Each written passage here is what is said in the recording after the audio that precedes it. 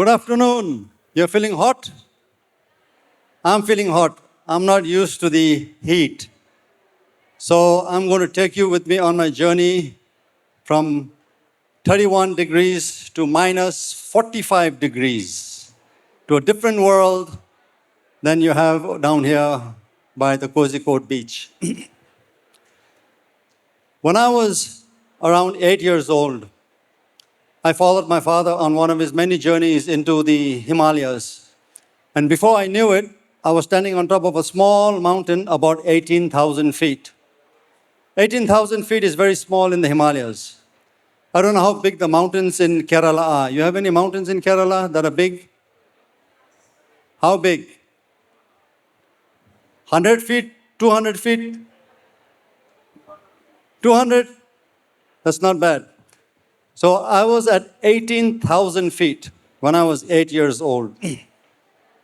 At this time, I realized that I love being in the outdoors, and I especially love climbing mountains. And I made a vow at that time that I wanted to be in the outdoors, I wanted to climb more and more mountains, and I ultimately wanted to aspire to climb Mount Everest because I looked up to my father as my greatest role model.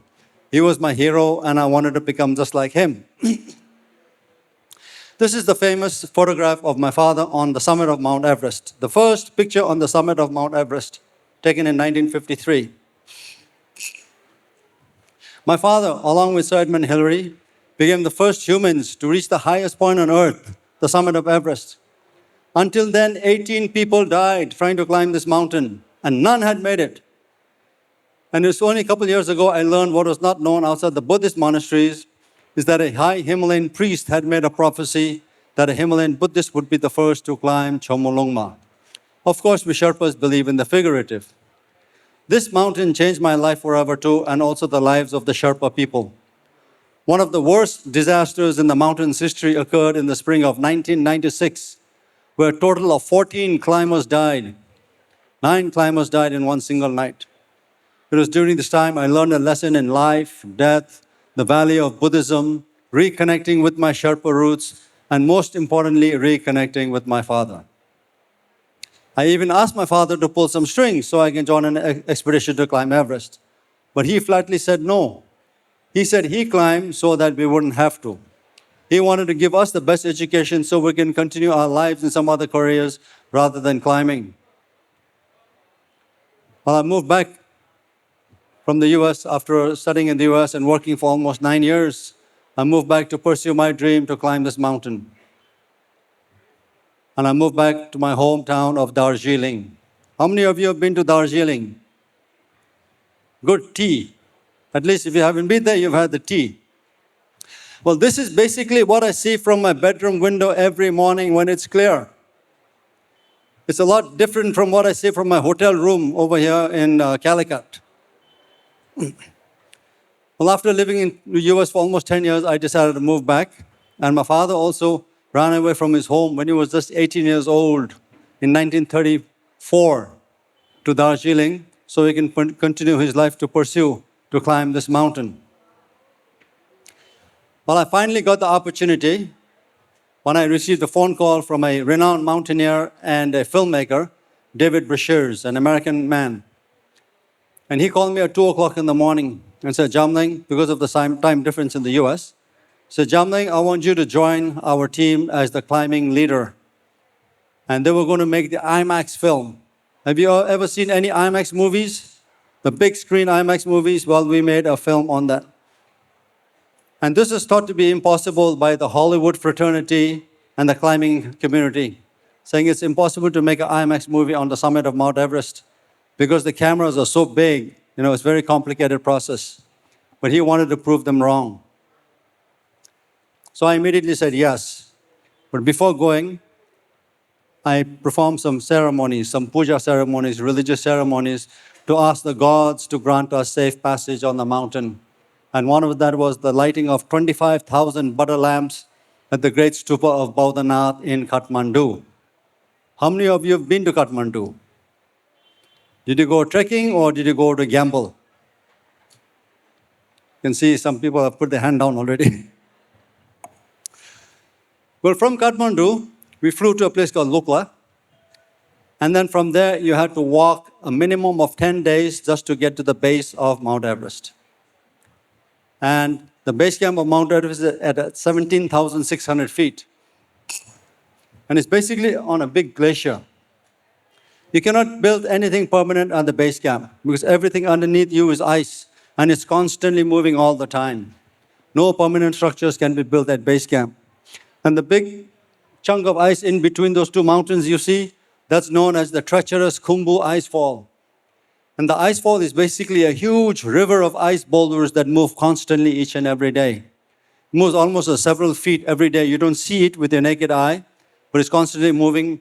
And almost about 80 to 90 people have lost their lives in the Icefall so far alone. This is one of the most dangerous areas of the climb. We had a team that was going to make a movie on IMAX format, which was thought to be impossible. And to make it possible, David Bruchers had to select a team that was going to make it possible. He had to select one of the best climbers from around the world, including Araceli Segarra, who is in the middle, with David Bruchers, and a Spanish climber. And if she made it, she would be the first Spanish woman to climb this mountain. And over there on the right is Ed Viesters, an American mountaineer. If he made it, this would be his fourth summit on this mountain. And he was going to climb it without bottled oxygen. And our fearless leader, David Bruchers, on the left over there. We also had Sumio Suzuki, a Japanese woman. And if she made it, she would be the second Japanese woman to climb this mountain. And Robert Schauer was from Austria. He was the assistant cameraman. And he was there to help assist David Bruchers. And if something happened to David, his job was to make sure that we completed the project. And besides the core team, we had a good support staff of almost 30 Sherpas that was going to help make this expedition possible. Even though it's a job for the Sherpas to be up there, they're always laughing, joking, dancing, singing around. You ask them to carry some supplies to a higher camp, they'll do it without even thinking twice. And before you know it, they'll be back down the mountain. The Sherpas are the core of all mountaineering expeditions in the Himalayas. 99% of expeditions in the Himalayas would not be possible without the help and support of the Sherpas. And almost about 150 Sherpas have died alone on Mount Everest. They've given their lives to get other people on the top. Before we started our climb, we held a religious ceremony, a puja ceremony, to ask the gods to grant us safe passage on the mountain. And we even built little altars to get all our equipment blessed. And the goddess that we prayed to is her. She is Mio Langsangma. She's the goddess of Everest, the mother goddess of the world, and she's the goddess of inexhaustible giving. Excuse me. And we pray to her to keep us away from dangers and away from avalanches which occurred every single day. Almost about 150 people have lost their lives in avalanches alone so far, on Mount Everest alone. The Icefall. You're wondering what the Icefall is? This is it. You see the little small dots? Those are people going through the Icefall. Some of these boulders are about 200 to 300 feet tall, and some of the crevices are so deep you don't even see the bottom of it. And the Sherpas say that if you fall in a crevice, you will fall all the way to America without a visa. So in Kerala, if you're looking for a place to go get a visa, you come to me. Trump doesn't know about that yet. My role as a climbing leader was to find the shortest and safest route. And besides, there were several hundred climbers on the mountain. So I had to look for routes where when we're filming, we don't have 100 people behind in the same scene. So we had to find routes that were a little bit different and more dangerous so that when the audience, when you look at the film, you'll go like, wow. So that was my job, and that I did with the help of my team of Sherpas that helped me all the time. We used almost 70 pieces of ladders in the first section of the climb, the Icefall. And all these ladders were put up by a team of Sherpas who were known as the Icefall doctors. There were almost about 10 to 12 of the Sherpas, And every morning, they would go through the icefall to make sure that the route was safe. If it wasn't safe, their job was to fix it. And morning does not mean after your cup of tea, coffee or a tea in the morning at 8 o'clock. They'd go at 1 o'clock in the morning, go through, and then the rest of the climbers will go through it. Sometimes we lowered our fearless leader down the crevice so we can take the camera up and shoot the climbers walking across the ladders. And sometimes we felt like leaving him down there. Mount Everest is a very big mountain, 29,035 feet. That's almost the height where jets fly. If a human being, whether it's me, you, the strongest climber in the world, were to go from base camp to camp 1, camp 2, camp 3, camp 4, continuously, that person will be unconscious in camp 1 in a few hours and dead soon thereafter. And the whole reason is because altitude kills people. You have to acclimatize your body slowly to get up there. And that's the reason it takes us almost 4 to 6 weeks to climb a mountain like this. Equipment has changed a great deal from the 50s to now. These days, we have more fancy equipment, more colorful equipment. And climbing, trekking, hiking these days has become more of a fashion statement than people have more colorful and fancier gears than they know more about what they're doing. But at about 24,000 feet, we're basically above the clouds. When we're at base camp and we're looking at all these mountains above, wow, nice big mountains. And then you come at 24,000 feet, and then you're looking down at the mountains. And the clouds are way down below you. And at this altitude, you start to feel the lack of oxygen. Everything you do takes twice the effort. Everything here. And this is the time when you make it or break it. People give up at this stage where, even boiling a pot of water takes almost about 40 minutes to have a small bowl of soup or a tea. And it starts taking a toll on your life this is the altitude where people start to, get disheartened or, demoralized, and then they start moving. They say, all right, I'm not going to make it up. I'm going to go back. They start to give up at this particular time. And from camp 3 at 24,000 feet, the next camp was to camp 4 at 26,000 feet. And there was a whole line of climbers coming up. You can see there's a little dots of climbers. Almost 60 climbers were coming up that time. And our team, our filming team, we saw so many climbers, we decided that we're going to go down and wait because there were too many climbers on the mountain.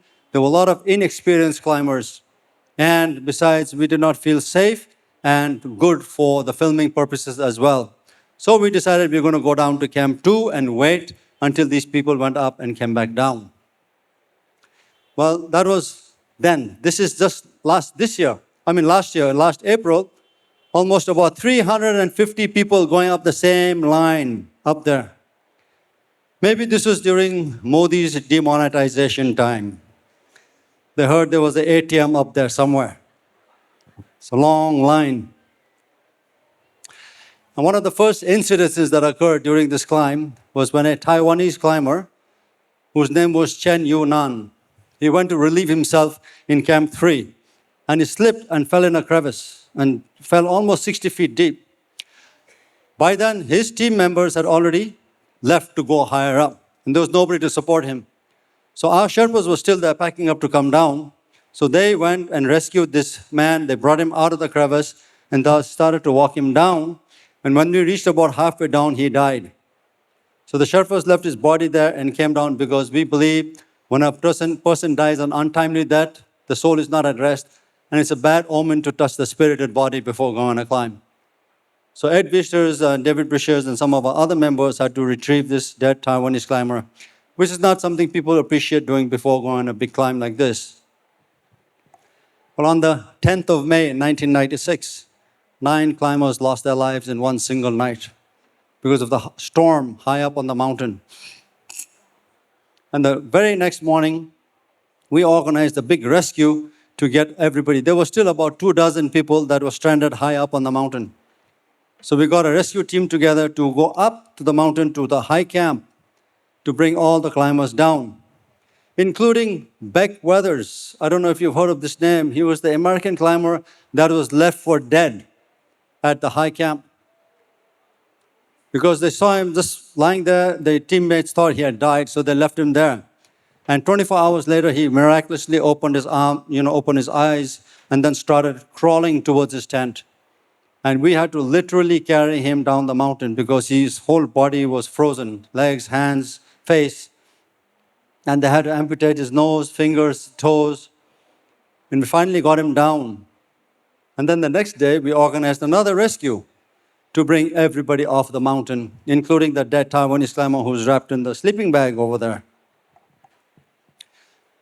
When we got to base camp, we held a memorial service for all the climbers that had died. Rob Hall, the New Zealand guide who had climbed Everest 6 times, he had died up there. Scott Fisher, an American guide who had climbed Everest a few times, he also died. A lot of people, a lot of well-known climbers had died up there. It's all due to the fact that there were too many climbers on the mountain that day. There were a lot of inexperienced climbers, bad weather, and bad judgment. And they were up on the mountain too late. So we decided to stay back while the rest of the other team climbing members, everybody packed up and left to go back home, except for us. Because we believed in the team. We had a really strong team. We had the dream team on the mountain. And we believed whatever happened, happened because of human error. So we decided that we're going to go and continue, to go up on this mountain. And next day, base camp was totally empty, and we were the only team that was left on the mountain. So we got all our equipment and headed back up the mountain 1 week later. We headed up through the Icefall. You can see the Icefall ladder. It's almost 30 feet wide. In balancing on this thing, we had a load of almost 60 kilos. We had to double carry everything because we had a lot of excess baggage to take up on the higher up on the mountain. And then we continued going up towards the yellow band at 24,000 feet. And we shot one roll of film at the yellow band. But when the film came out, they did not even use a second from this clip over here.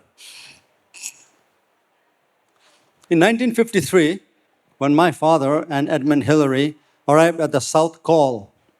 The South Col is at 26,000 feet, which is also known as the death zone, because there's only 1/3 of the oxygen that you have there that you have down at sea level. When they arrived there in 1953, this is what they saw. This is the remains that was left by my father and his Swiss team 1 year earlier when they were on the mountain. And in 96, when we got to the same spot, this is what we saw. There was trash of all kinds, almost 1,000 empty bottles, and by the time we got there, there were about a half a dozen dead bodies scattered around the area. Not a very nice place to be on a beautiful mountain like this. But I've been involved in several expeditions to help clean up this mess.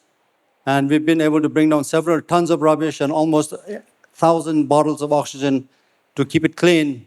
But when I saw photographs from last year, it's not looking any better. So we still have to continue to try to clean up this mess. South Col, I kept saying South Col. You're wondering, what is the South Col? This is it right here. Tent, flat, is a desolate, deadly place. Human beings are not built to survive here. You sleep one night here, everyone sleeps one night or at least 6 to 7 hours, and you have to use oxygen up here. And my father calls this place like being in the moon. When you walk over here, it's like when you walk over here, you're out of breath. You're struggling to breathe hard. It's almost like asking you all to put on a paper bag over your head and run the Kerala Marathon, if there's any. That's how suffocating it is. So to get from this point to the summit is a minimum 12 hours. So we slept early, and we got up early that night, about 10 o'clock. And by midnight, we started walking. And we put on an oxygen mask, headlamps on, had something to eat, and then headed up the mountain. And the climbers in front and behind you, and we don't even think who is in front or behind because you're concentrating on yourself, not to make any mistakes. If you make a mistake here, you're going to go down this mountain by yourself. And a lot of people have fallen off this mountain on this particular final day. As we were going up, as the sun was rising, I realized we're going to have beautiful weather because there were no clouds above us. All the clouds were way down below us. And you can see the shadow of Mount Everest at sunrise. On this particular day, the final day of my climb to go to the summit, I thought about my father a lot. This is a photograph of my father from 1953, before he went for the summit. I was thinking a lot about this man. What drove him to climb this mountain? He first tried when he was 18 years old, and he reached a height of 26,000 feet, the highest anyone had ever been until then. And over a period of almost 21 years, he tried to climb this mountain 6 times, but he never left focus.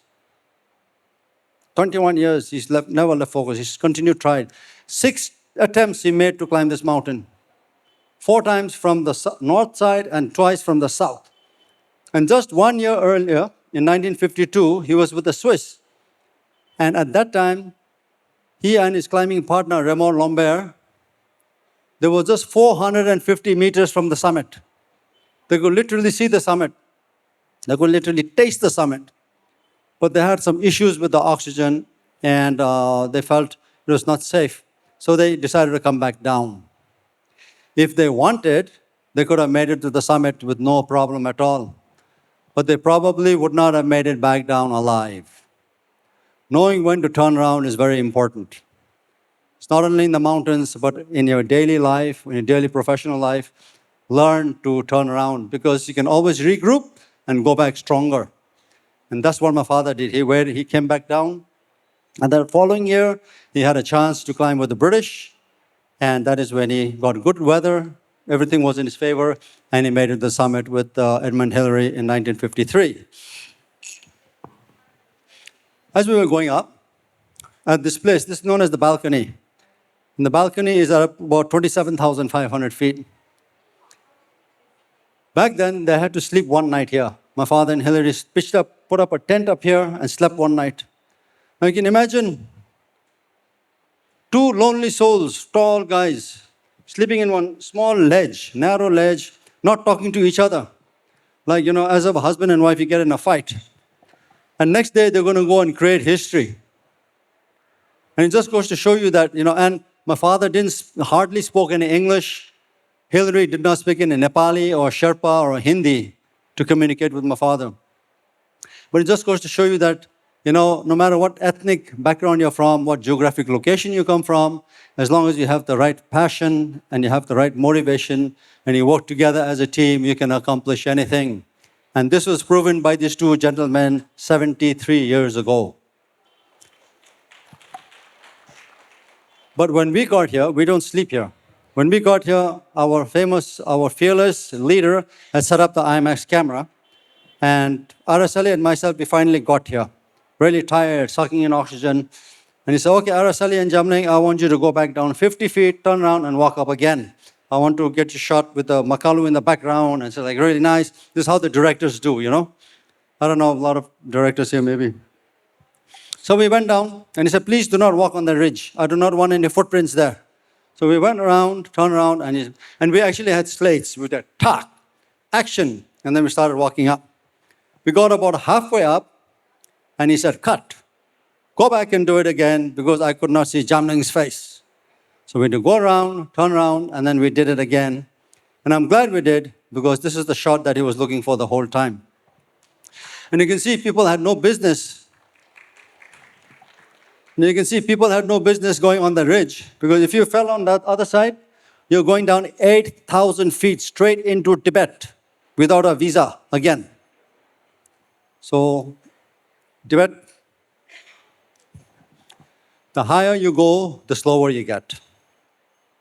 Oxygen, you're sucking oxygen in, you're taking just 1, 2, 3, 4 steps, you're breathing, sucking your oxygen in, and every time you breathe for a while, all from your oxygen mask, all the breath, the moisture is all frozen up here. So your icicles, it forms, you break it up, and then you start walking again. And just putting one foot in front of the other becomes a chore. And you keep saying to yourself, why the hell am I doing this thing? But it's not the physical strength that gets you on mountains like these. You have to be mentally prepared.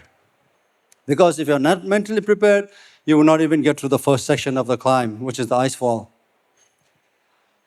As we got to the south summit at 28,500 feet, almost near the summit, we waited here to shoot another roll of film. So we waited here for the camera. The Sherpas were carrying the camera. We waited here. But it's not a very nice place to be waiting because remember Rob Hall, the New Zealand guide who had died up here. He was lying frozen in the corner over there. Right over here, he was lying frozen there. And there was nothing we could do to help him. He was a friend of ours, and we tried to send two Sherpas with oxygen to get to him. But they got about halfway up, left the oxygen, and came down fearing their own lives because of bad weather. And then he survived the whole night and the day. And the next evening, we patched him through his radio to his wife in New Zealand through the satellite phone. And they went, they had a talk, or briefly they talked. And his wife was pregnant with the first unborn child, 6 months pregnant at the time. And he went to sleep in sub-zero temperatures and never woke up. They said their last goodbyes, and he never woke up. It's a good reminder for us to be careful not to make the same mistakes, because I was not going to make my last phone call from here either. So with utmost caution and care, we headed up this final summit ridge. And the summit ridge is very steep and very sharp. There's enough room to put 1 foot at a time at some point. And you also had a choice whether you want to go to Nepal on this side or Tibet on the other side. And quite a few people have taken that path, not purposely, but accidentally. And just last year, one of the cornices broke off and 2 people plunged to the dead straight down into Tibet, about 8,000 feet. Araceli Segarra became the first Spanish woman to reach the summit of Everest. Excellent alpinist, and she continues to climb even today. And I felt proud to be standing on the same spot my father once stood 43 years ago at the time. Remember the first photograph of me with the mountain in the background? When I was 8 years old, I climbed my 18,000 feet peak. And I dreamt at that time, I'm going to climb this mountain one day. And it took me almost 20 plus years to finally fulfill my wish, not leaving focus of what I wanted to do. And I even tried to take a picture of, just like my father on the summit. But if you notice, I have my wrong hand up because I'm a lefty. And I do not have any plans to go back to correct that. When I reached the summit, I cried out of joy. I was so happy to be there. All these years I dreamt of doing this, and I was finally up there. And I hugged David Brishers, and I thanked him for giving me the opportunity of a lifetime. And I left some prayer flags up there for Mother Goddess Chomolungma to bring us down safely. As Ed Wiesters, another climbing partner, mentions, that climbing a mountain is optional. Getting down is mandatory. How do people forget that? So I laid some photographs of my late parents, my father and my mother, His Holiness the Dalai Lama also. And when my father went up in 53, before he went up, my half-sister had given him some candy and told him, if you ever reach the summit of Everest, please leave these as an offering. So when he reached the summit, he dug a little cove in the snow, buried the candy, put his hands together, and said, Tujiche Chomolungma, which means, thank you, Mother Goddess. So I thought it'd be nice to do the same thing with my daughter, who was 10 months old.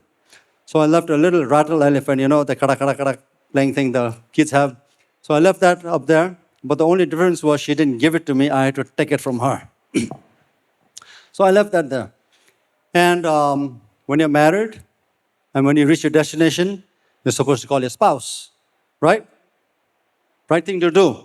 So I had my satellite phone. I dialed my wife, who was waiting eagerly in Kathmandu for the news. I called her up and I said, hi, honey. I reached the summit of Everest. It's a beautiful weather here. We're all doing very well. And she said, all right, great. Now get down fast. So that was it for the celebration. We got the IMAX camera to the top of the world. The IMAX camera, the camera body alone weighed 22 kilos. You see these speakers, almost the weight of those. Just the camera is about this big, maybe 2 feet by 2 feet. And one roll of film weighed 6 kilos. When you open the film out, it was about 1,000 feet long. And when you shot the roll of film, it lasted 90 seconds. And we had only one roll of film up here. And it had to be loaded bare hands. So David Brishers practiced all the time to load it really fast. Because if your hands are left exposed for more than 30 seconds to 40 seconds, you're going to get frostbite. So we did it. We rolled up camera, locked it. We crossed our fingers and said, God, hope this thing works. Because if it didn't, we're going to kick this camera off the mountain anyway. But we were very lucky that all 90 seconds of it came out beautifully. And then after spending almost 2 hours on the summit, the longest anybody had ever stayed on the summit until then, we decided to head back down the mountain. And it took us another week to get back to base camp. Normally, you can get back to base camp within 2 days. But it took us another week because we had additional filming to do on the way down. So every time we shot a roll of film or for the day, that film, we'd send it to a Sherpa to base camp, and one Sherpa would run it all the way to the nearest airport. He'll go on a flight to Kathmandu. From Kathmandu, he'll go on the first flight to Los Angeles. And 2 days later, the producers in Los Angeles and us will be talking wherever we are on the satellite phone. And the producer will say, all right, I like this shot, but Jamling's face is a little bit in the shade. You need to redo that shot. So because of that, we had more filming to do on the way back down. We finally got back to base camp. And now you can say that you've climbed this mountain safely and successfully to be amongst your supporters, your teammates, and everyone at base camp. Before returning to go back home, I turned back to Chomolungma one last time. And I prayed to her for the safe and successful journey. And I even made a vow at the time to help to give back to the people that lived in the shoulders of the Himalayas. Climbing with right motivation, climbing with respect, respecting the culture, the people, the mountain, and working together as a team is what I learned while following in my father's footsteps.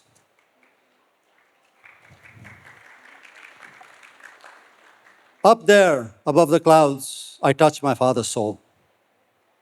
I'd like to leave you with something my father always told me. He said, be a leader, be a guide, and guide your team and accomplish your goals despite the hardships. But above all, he said, be great, make others great. Thank you.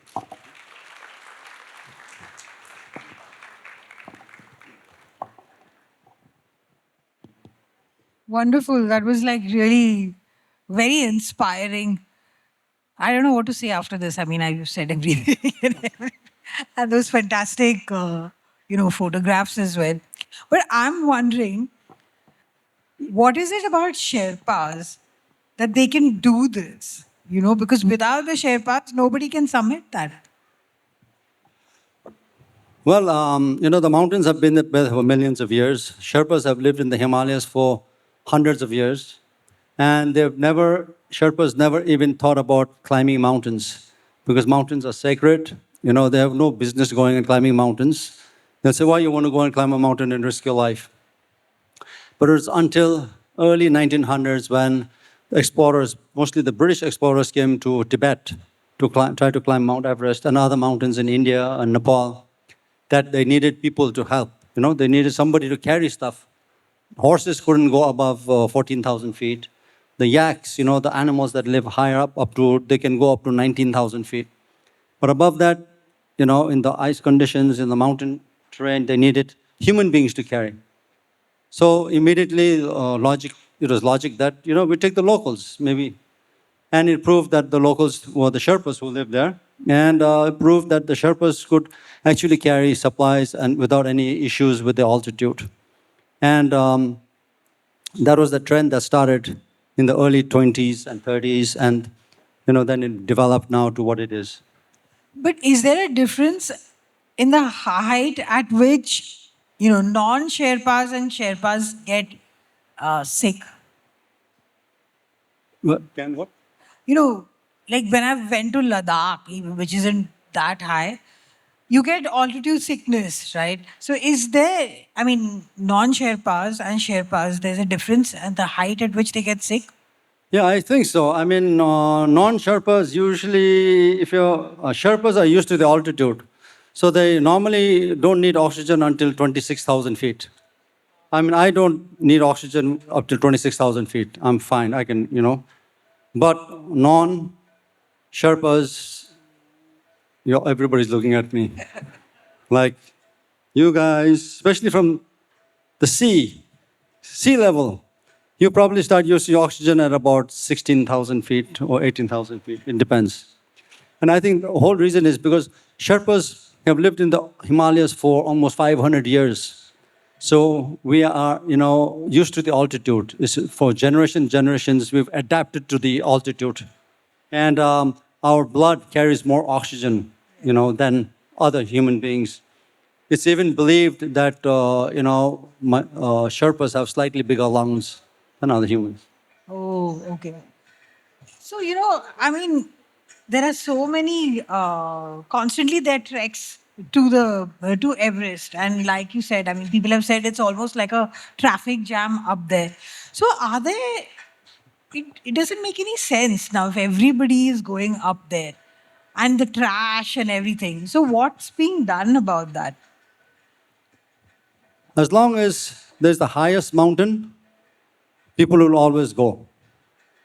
And it's becoming easier because everything is being done by the Sherpas. You just have to walk. So even you have a chance to climb the summit of Mount Everest if you're in good physical shape. But it's not as easy as it looks. It will kill you anytime, no matter how fit you are. Just because people spend $100,000, $150,000, $200,000 to pay Sherpas to do everything, but at the end they forget that they are the ones who have to walk, no? I dread the day when a Sherpa is going to carry somebody to the summit. And that day is not that far. And that's not mountaineering. Mountaineering is a sport or a hobby, something that you do, to learn more about yourself, to push the limits. Not somebody carrying you and doing everything for you. Then that takes the whole experience out of you. And today, just the other day, I heard, for the first time, I'm a commercial climber. I don't know what a commercial climber is. And I realized these are the people that pay, big bucks to the expedition organizers for them to do everything, and somebody will pull them and somebody will push them, on the mountains. And that's the way mountaineering is turning out to be. And these people do that just for one selfie. That's the whole purpose of the expedition. But that's fake. I mean, that is very sad because the whole, it should be an experience. The journey, experience, friendship with the Sherpas, with your teammates, hardships. And you earn that. When you reach the summit, you feel, wow, I really worked hard and I earned it. It's like studying for an exam. Any exams, you work really hard, study night and day, and you get like good marks. You feel happy, Otherwise, it's like having somebody else do all the work and, submit the paper. That's what's happening today. So we've lost the charm of mountaineering. And there's only a handful of mountaineers today that are true mountaineers who are passionate about climbing. But these are the people who don't have the money. They have the skills and the talents, but they don't have the funding to do it. So it's important for big corporate sponsors and equipment sponsors to help these young climbers to achieve great things. And I think if you've been following the news, just this September, a few months ago, 2 records were broken on Mount Everest by great athletes. 2 people skied down Mount Everest on one of the most difficult routes. And it was done after many years of trying, and they finally succeeded. That is adventure. So tell me, when it's the Sherpas who are doing all the work for these climbers, doesn't it cause some resentment among Sherpas itself? Enmity? Resentment. No. Because See, the Sherpas, for them, it's a livelihood. You ask any Sherpas, why are you climbing? They'll say, I'm climbing so that my children won't have to. Similar to what my father told me. because they want to give the kids a better education. So when you go on one Everest expedition, which is one season, March, April, and May, 3 months they're on the mountain, they make almost about 6 to 7,000 US dollars during that 3 months. And if they did go on that expedition, it would take them almost 2 years to make that amount. So it's lucrative for the Sherpas, even though it's dangerous. But they choose to do that. Okay, tell us about your relationship with your father. My father, he was a very simple, humble man. One thing I just want to say is, I'm glad that the first two people to climb Mount Everest was Edmund Hillary and Tenzing Norgay, and not the people of today's world. You can imagine if one of the today's climbers were one of the first people to climb Mount Everest, what would have happened? Edmund Hillary and Tenzing Norgay, they were two simple human beings that loved the mountains. They loved adventures, they loved exploring. They were basically explorers going into the unknown. Nobody had ever been there before. They were the first to find the path, to see if it was possible also to do these things. And they did it. And they climbed this mountain. They came back as heroes, and they gave hope to millions of people, saying that anything is possible. And then they spend the rest of their lives giving back to the community, helping build schools, hospitals, relief work all over the Himalayas. They remained two humble and simple people till the day they died. And those are true pioneers, not unlike the climbing community of today. And I grew up, in the family. I hardly knew my father because he was traveling most of the time. And I was in boarding school, 9 months in a year. So whenever we had opportunity, we had winter vacations for 2 months. So in our family, like in your families, maybe when you had holidays, your parents would take you to the beach. If you're in Kozhikode, it's the cheapest place to go to the beach. But if you're somewhere else, they probably take you, shopping or to the mall or to other fancy places or nice hotels. But in our family, during vacation time, parents would say, all right, put on a backpack, let's go. And we'd be gone for a week, hiking and camping in the Himalayas. And that was one of the greatest lessons that I learned. Fantastic. So then why didn't he want you to climb? See, he did not want us to climb because it's dangerous. Climbing is very dangerous. He said he climbed so that we wouldn't have to. And he discouraged all of us, even though he taught us rock climbing and took us camping. He didn't do that to make us mountaineers. He took us to teach us a lesson about leadership and trust. You learn a lot when you go mountaineering and when you go climbing, rock climbing. You learn to trust other, people who are holding the rope. It builds trust amongst your friends. Leadership skills it teaches you. So he did that for us. And this whole climb for me was more of a pilgrimage and paying homage to my late father, learning more about his journey through my own journey. And I was able to reconnect, with him during my climb and after my climb when I came back. Are any other members in your family also interested in? No. None of my siblings are interested in mountaineering or climbing or trekking. They are more beach people. Okay. Right. So should we open the thing for questions? Anybody has questions? Hi, sir. Is it the reaching the top or on the journey, which is more thrilling? Reaching on the top or the journey all over? Reaching the top is fun. I mean, it's hard work getting there, but you have to go down. And you have to think, you cannot celebrate up there. And a lot of people, if you notice recently, there's a lot of deaths coming down because they spend all their energy just to get up there and leave nothing to come down. And that's when these people don't make it down. And a lot of people have died on the way down. So you have to save enough energy to come back down also. Which is more difficult, climbing up or going down? Climbing up is very difficult. Coming down, you have to be more careful. I would like to know about the shooting that you guys has done during your expedition. Did that movie come out? If yes, which movie was that? The film we shot is called Everest, and it's in IMAX format, the big IMAX screen. And I don't know if you have any IMAX theaters in Kerala. Maybe when your CM comes today, you can request him to make a IMAX theater. And but you can watch that on YouTube also. The full movie is only 45 minutes, film. It's called IMAX Everest IMAX. It was a big hit, no, back then. It was a big hit back. Yeah, it was. The movie has been viewed by over 40 million people, and it's one of the highest-grossing documentaries ever. Yes. Good evening, Mr. Jamling. Something to interest you. I don't know. You must be aware of this.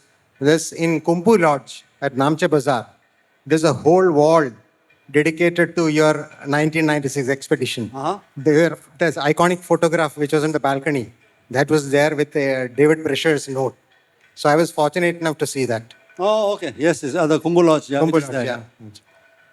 Sir, I would like to know what's your diet plan during this expedition? Your food selection. Expedition diet plan. Yeah. Dosa. Idli. Until Camp 2, we eat normal food. On base camp, we have a big kitchen, everything. We have a cook, everyone cooks. We have normal food, rice and, noodles and whatever.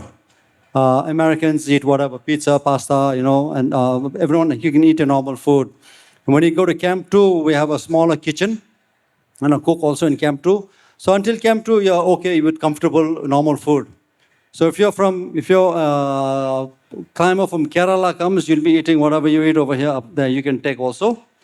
But above Camp 2, Camp 3 and Camp 4, the two camps, you have to take dehydrated packet foods.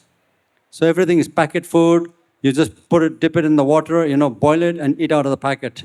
Has a lot of protein, carbs, easy access because you don't have time to cook. And it takes forever to heat water up at those altitudes. And a lot of people take instant noodles and, the Sherpas eat those things up there. So mostly pre-packaged hydrated foods we eat higher up. And lots of chocolate. So, is there anything that you always keep in mind when you're climbing? Like anything that you always remember before you start your journey?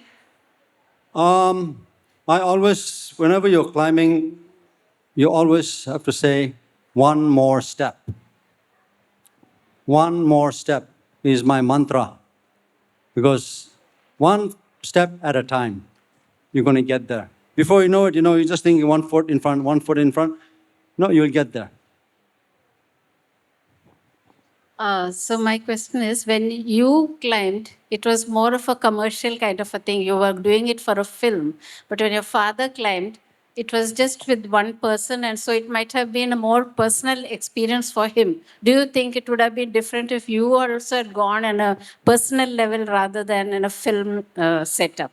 Well, yeah, actually, the climb for me is a personal level. For me, personally, it was, the expedition, the filming expedition, the commercial expedition was a vehicle for me to go. So, because I could not afford, to raise $30,000 at that time, to go on an expedition. You need a minimum that much, even if you want to go by yourself. And I was lucky, maybe it's my karma that I had an offer. In fact, they even paid me to climb this mountain, which is wow. And I got to follow my, my lifelong dream, was able to accomplish my lifelong dream, and at the same time was able to, follow in my father's footsteps. So, Sir, yeah. So while climbing the Everest, like it's around 8,000, more than 8,000 meters. So I think with every footstep, you see death, like the possibility of dying. So how did you gather the courage to take every step forward? What was the secret behind that? if I tell you the secret, you'll all be climbing tomorrow. The secret to, I don't think about fear. The moment you think about fear, the moment you think I'm going to fall off this mountain, you will make that mistake. Because it's a negative thought. Negative thought makes you do negative actions. So I always keep a positive thought, don't think negative at all. Just positive thought, I'm going to get up there one step at a time. That's all you need. Hi, sir. Actually, you also told that how much difficult it is to climb a mountain of that sort. But a person like me who is very young and doing all of this healthy stuff, how can I be aspire, like at least aspire to climb that sort of thing in my life once a time? Everything boils down to passion. Okay, you need to be interested first to climb this mountain. You really need to want it. When you want something really badly, you're going to work very hard for it. And to start, if you want to plan to climb Mount Everest, first you start, walking the streets instead of, and taking the stairs instead of the elevators. Training, staying healthy, eating healthy, and then go on a small trek anywhere over here or in the Himalayas. In India, there's a lot of places you can go, or you go to Nepal, do Everest base camp, do some other base camps, then climb smaller mountains, join a mountaineering institute in Manali or Darjeeling or anywhere, learn some skills, work your way. It's like you're doing your entrepreneurship to get there. You cannot just come and say, okay, I want to climb Everest tomorrow, and you go ahead and do it. Unless you have $200,000, then that's a different story. But you need to do entrepreneurship. It's like, the story of once, you cannot get a license to fly a single engine plane, and tomorrow you want to fly a 747. It doesn't work that way. You need years of experience before you can do that. And when you do that, you enjoy your journey. So start from there. Thank you for your conversation. It was very interesting. I had one question for you. Are any of your children interested in mountaineering? And if either one of them aspire to climb the Mount Everest, what would your reaction be? Oh, my children. I have 3 daughters, and none of them are interested to climb Everest. They like to do outdoor activities, hiking, and they are very super fit. They watch everything they eat. They measure everything they eat. Very, very strict diet, and they exercise a lot. But I tried to take my youngest daughter once on a mountain, and we got about halfway up. It's about 22,000 feet. We got more than halfway up to just below the summit, and then we turned around because of bad weather. And we came back down. And then the next day, there was another group that went up who did not turn around, and 2 people died. They were missing. They were never found. And then once we came back down, my daughter decided that I don't want to go back on mountains anymore. So that was my last chance. And my wife is very happy. I think that should be it. Thank you so much. Thank you.